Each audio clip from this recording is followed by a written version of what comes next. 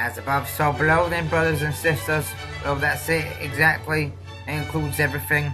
The tale of Marduk, even Christ and his disciples, trickling right down to earth, that is.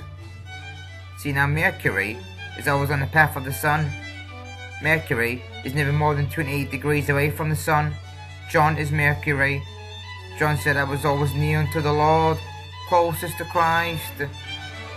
As above, so below. There were men of the flesh and of the stars. Christ, John, men of the flesh and of stars. It is written, as above, so below. If one states that the true Father is not the ruler, that only leaves Sorath, Saturn. For Lucifer is on his own doing. Same with Ahriman. We can defeat and balance Lucifer and Ahriman. They walk within us, within our mind, within the spiritual realm. Ahriman is contraction of our mind, to embrace all the materialism, matter. Lucifer is a spiritual light bringer, spiritual guiding us, but for his own agenda, not the Father's. So the Holy Trinity of greatness, and then the Holy Trinity of evil, Lucifer, Ahriman and Sorath, who walk within Saturn. Saturn is the god of time and space, that is. Even Ahriman, Lucifer and Sorath must be subject to time and space.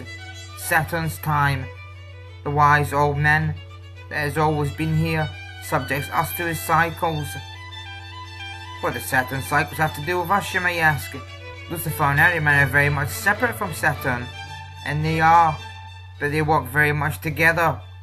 Saturn's cycles, for example, the 29.5-year cycle that culminates with the year 869, the year of the Council of Constantinople. So why is this important? Why is Saturn the god of time and space? For Saturn makes his own workings, the significant days of his cycles, nonetheless to affect us. But none few have understand why he's a god, why he's titled as God, time and space. But ye shall know. There is the times and the dates that Saturn occupies through his presence of his cycles, like the year 869, a wicked year indeed. The 29.5-year cycle of Saturn that affected us in the worst possible way, through destruction, that is. Saturn allows this through his cycles, through his times. That is why he is the god of time and space.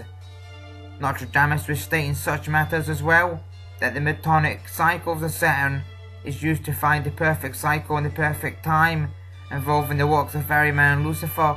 Saturn allows them, through his cycles, to manipulate Earth. There is a duality to Saturn, of course. The cycles, the night time. Saturn rules the night, right? The best thinking is done at this time. Many philosophers said the highest clarity of thought is done in the twilight time of Saturn.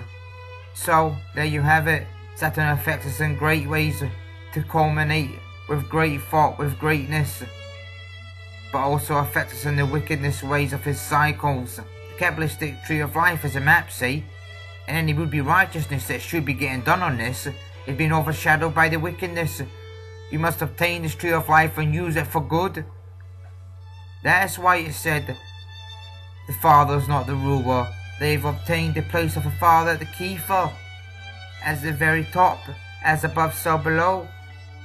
So if Saturn was free from the bonds of the sun, Saturn could be a son, Saturn could be Christ, but he is not. It was not long that Saturn occupied the position in the north. So it is Saturn and Sorath that is in the shadow of Christ, in the shadow of the sun, in the literal sense, and as above, so below. Saturn, god of time. His cycles returned in the year 1998, and look what's credible to the material world in that year. Very interesting. Be observant on what happens on the days of Saturn's cycles, and ye shall know it affects time in our history very much, through men, through empires, through the doing of destruction, that is. Sorath is a sun demon, not the black sun. Saturn's the black sun, but they are of course synonymous with each other. Sorath and Saturn work in collaboration of each other. See, Sorath is a beast, not Lucifer or Ahriman. They are not the beast. This job is left to Sorath. Saturn is a wise man, the lawgiver. Nothing shall be done unless Saturn's cycles allow this to be done. He shall give the time of when the evil is done. This is why he is a lawgiver. Even Lucifer and Ahriman must fall within his law, must fall within his cycle to do something. See, Sorath is the adversary of the Lamb, Christ. He is in the shadow of Christ. As much compassion Christ has for Sorath, Sorath cannot stand the compassion Christ has for him. Whilst Lucifer is the bringer of light, the fallen one, who brings us to attain that we are gods, but we are not. Ahriman is materialism, antimatter. The Father's opponent is Ahriman. Lucifer fell in the flesh, and with Lilith created Adam and Eve. From the rib, they say, from the rib. The rib is RNA, biological manipulation. Cain and Abel brought offerings unto God, to Lucifer. Cain did not appease God, did not appease Lucifer enough, and was given the mark of Cain. Cain said, "What if they find me? They will kill me." They, who is they? Cain and his wife, and Adam and Eve are the only ones on earth. So who is they? Cain is talking about us. We knew of the Nephilim, we knew of these people, and the Phoenicians. Cain may indeed not be the villain in the Bible, but may indeed be the hero, for he went against Lucifer. Ahriman opposes the Father. See? Sorath opposes Jesus. Lucifer opposes his role, and all opposes us.